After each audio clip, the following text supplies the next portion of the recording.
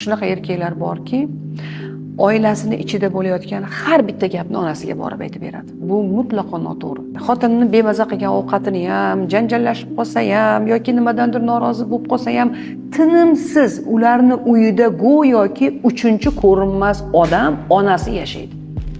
Bunaqa ayollarni tabriklayman. Ular erkakka turmushga chiqmagan, ular ona bolaga turmushga chiqqan.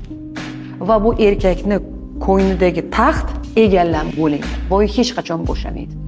Bu oilani saqlab qolishni bir dona sharti taxtni etagida bo'lish. Ya'ni qirolicha ruxsat berish kerak o'g'li bilan yashash uchun. Agar shunga qo'nsa, pожалуйста, yashaversin. No, bitta narsani unutmasinlar. Bunday modelni yaratgan o'sha qirolicha onalar ham va shu holatda qulay bo'lishga rozi bo'lib turmushini saqlab qolgan ayollar ham bitta narsani unutmasinlar. Bunaqa erkak hech qachon baxtli ham bo'la olmaydi, baxtli ham qila olmaydi.